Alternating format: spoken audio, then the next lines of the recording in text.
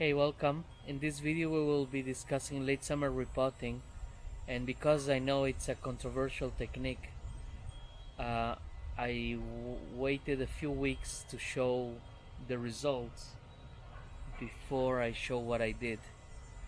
And this is a Japanese maple. It was root bound in this pot and I had to remove about 30% of the roots. It was a standard repot, exactly what I would do in the spring. I did it about 2 weeks ago, and I also at the same time cut some branches, but not all of them, to make cuttings. But as you can see, not a single indication that this plant suffered in any way from the operation, in which again I removed old soil, I removed matted roots, I removed circling roots in the pot. I did exactly what I would have done in the spring. This is another example of a deciduous tree. This is a smokebush, cotigus, and this was repotted from nursery stock. Again, I did exactly what I would do in the spring. Still has some mounting here, but this is as far as I thought I could go with this root mass in this repot. So in another 3 years perhaps I will work again the roots of this tree. And again, this has been at least 3 weeks now. Not only is it a deciduous tree also in full leaf, but also the stems here are much more, I don't know how to explain it in proper botanical terms, more meaty, and to me it seems that it's much more prone to water loss than the maple. But again, no ill effect from the operation, repotted in full leaf. And if we discuss about what conditions make it favorable for a late summer repot, or what conditions are favorable for a repot in general, what we need is heat for the roots to regenerate. And another advantage of late summer repot is that, at least in areas like mine, is not as cold and wet as the spring is. So now we are at around 23-25 degrees. In the last 3 weeks since these were repotted, we hit a few times 29 degrees Celsius.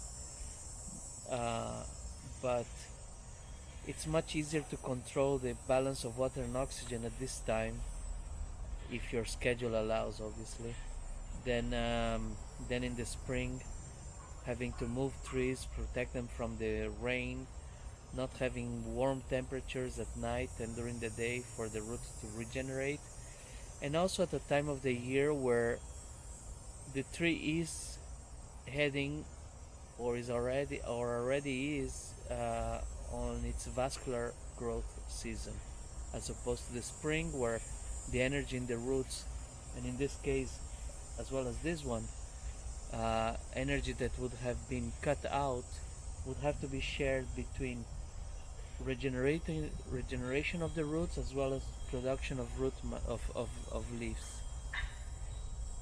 Here you have already all these leaves producing the photosynthetic sugars that are needed to regenerate the roots. It's fully fertilized. We still have one more application of organic fertilizer here to go in Montreal in about 2 weeks, for another month. But at this time, it doesn't rain as much as in the spring. It's warm. It doesn't have to produce foliage, and the fact that I actually cut the roots as much as I needed allows the tree to use all these sugars that are being produced, not only to become winter hardy, but also to regenerate the roots. So far I'm very happy with this, and the reason why I'm experimenting with this, and I will show you all the other trees in the garden in a moment that I repotted this year. in late summer, in the last 3 weeks or so. This was the first one. It is not to test if the technique works. I'm fully convinced that the technique works. It is to test if the technique works in my area, with my skills, and with the type of work that I normally have to do, which often is nursery stock material, in which you have to work sometimes more severely the roots. Obviously, on a conifer, on an evergreen tree, the loss of water is much less than in a deciduous. So the fact that these trees are doing well makes me think that the water transport in the deciduous, which is much less powerful, was not impacted either.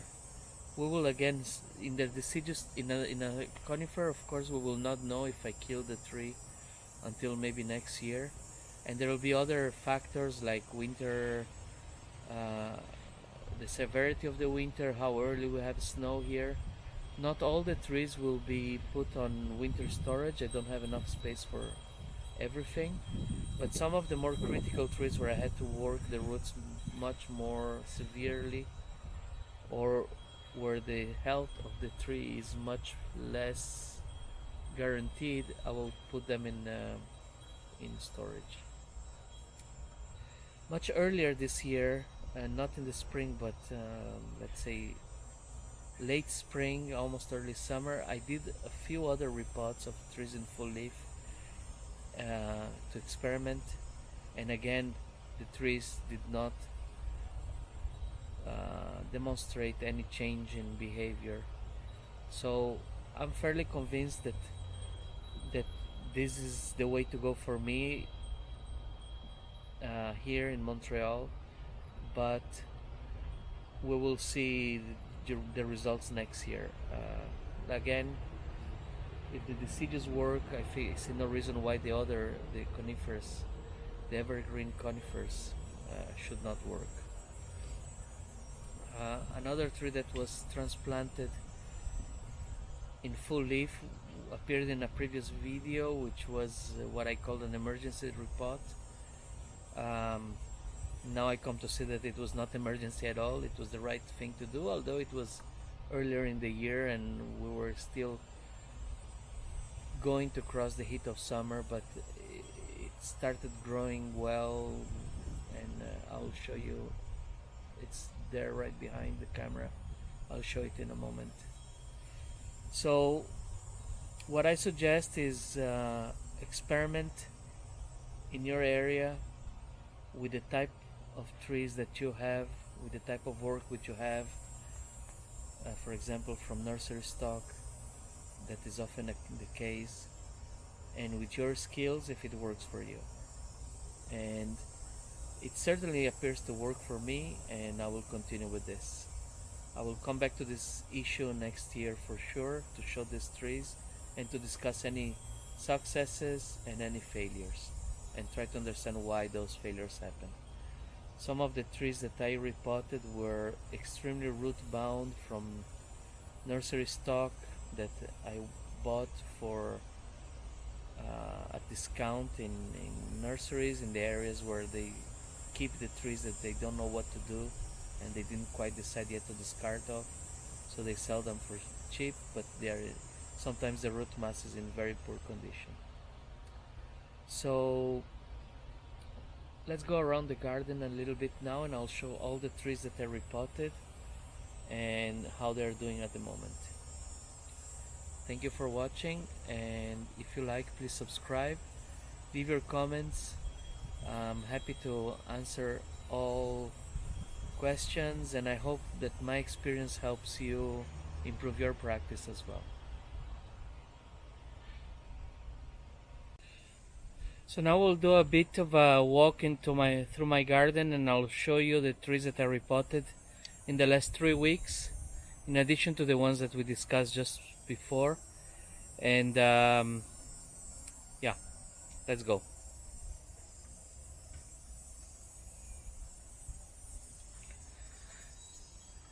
Here's a juniper from nursery stock.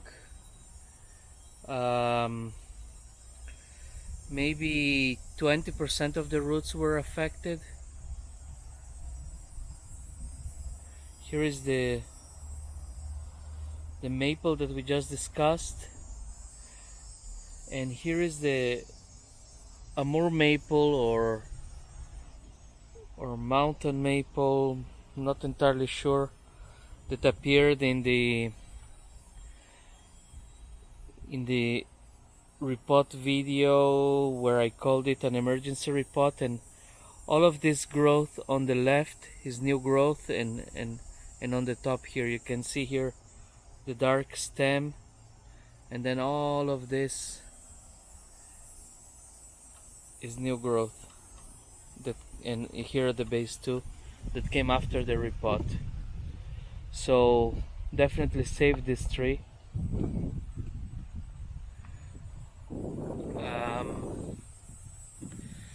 This Picea pungens Colorado blue spruce variety globosa, I think, was reported from nursery stock. Here you can see that it is mounding quite a bit, and here it was just impossible to work the roots. I had to use the reciprocating saw, simply saw off to be able to put it on a pot and roughed the edges with a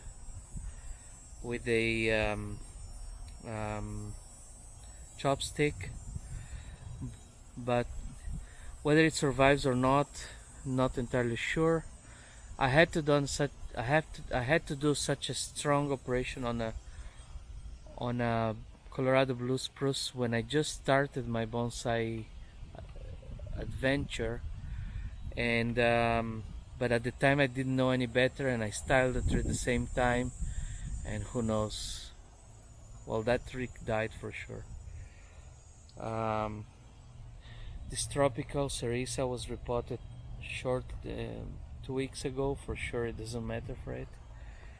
Here another Colorado blue spruce. This blue spruce, as well as this one here,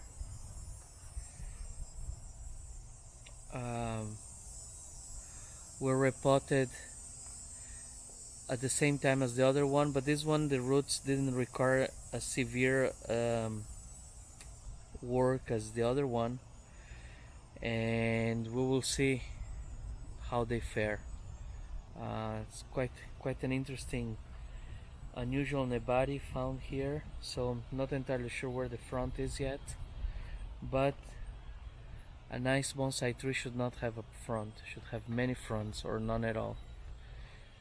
Here you have, it was not repotted, but this is the tree that was styled in the Gorilla Bonsai stream. Occidentalis with beautiful purple leaves.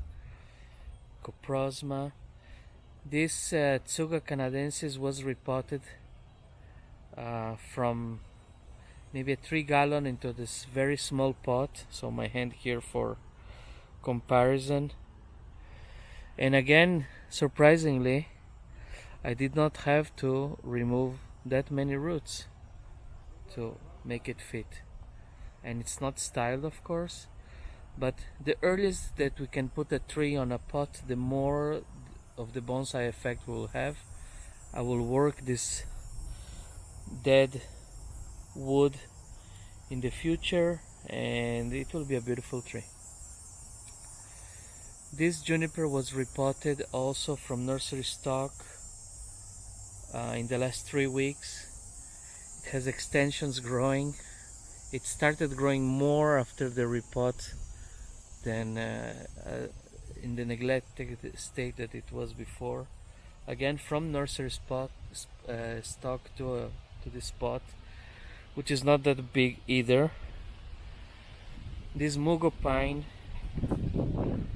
and I apologize, all these trees are not styled. They will be styled in the future, but I want as much foliage to contribute to regenerate the roots as possible, so in the future I can work the style. But this is a mugo pine very thin, maybe just over an inch or an inch and a half, but with an interesting movement, naturally like this.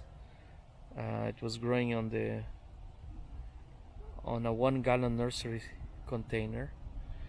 This tree here is I think it's called corealis. It's walnut contorted, and it has this strange mutation that makes the branches grow like this, but at the same time the leaves always look like this. They're half dead. That's how it grows.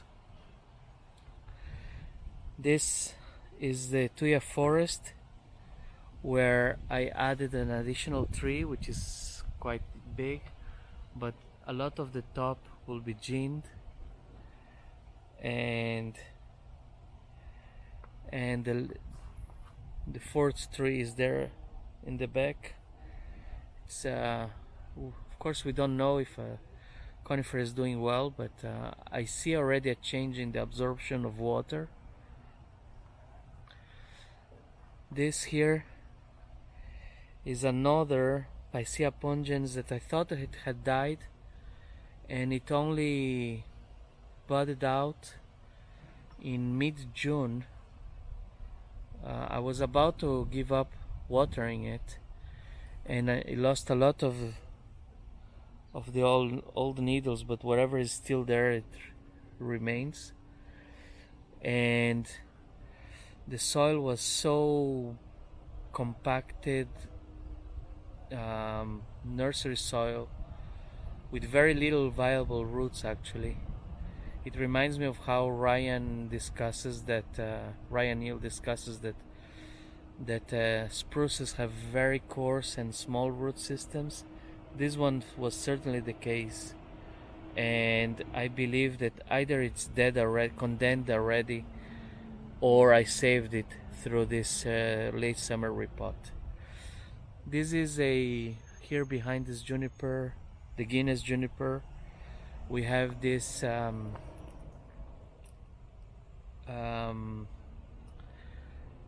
cherry tree, snow cherry I think it's called, I'm not sure. And this was also repotted. This has a hollow trunk in the back from grubs that were found, and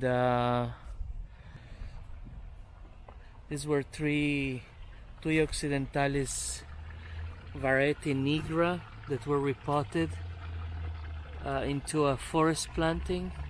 They have multiple low branches coming up, just like the old Thuja that we see here in the forests. And again, this was repotted only last Thursday, yes. So a week ago. Actually not a week ago, less than a week ago. And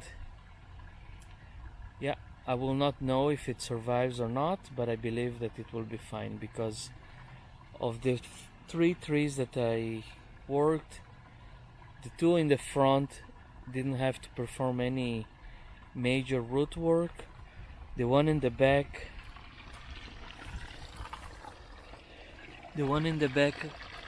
which has all these low branches coming up, I had to perform quite a bit of work.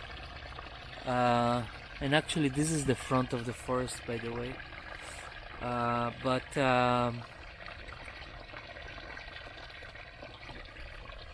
I believe I left a lot more of the root system in this one here. As you can see, it's mounting, and I put a sphagnum moss wall, just like Ryan Neal teaches. And yeah, I believe it will survive. We will see. So this was a quick tour of the garden, showing you some of the trees that were quite a lot, that were repotted in late summer. And I believe that this is the best time of the year. Now it's probably tailing off.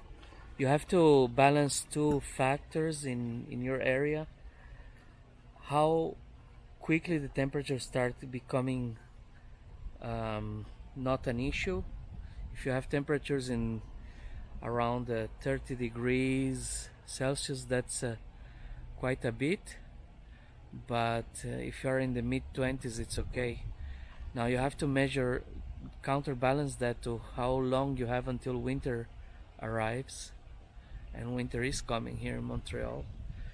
And in my case, I believe that I still have the whole month of September, so I believe that I could still repot for another week or two, but I don't have anything else that I want to repot. Maybe I'll repot a large in full leaf to experiment with, but right now I don't have much else to repot, and I still have September and October without temperatures becoming below 5 degrees. So I believe that the cutout date for us here in Montreal is end of August, first week of September at the latest. You have to balance that it's not too hot as midsummer, but at the same time that you have enough time to regenerate the roots and get the tree ready for winter. So that's it. That was a short walk through in the garden, showing you some of the trees that were repotted. And again, if you like this information, if it's of any use to you, please subscribe. I love making these videos, but seeing that some people like them and follow them, that's also reassuring for me. So thank you for watching. Until the next one. Bye bye.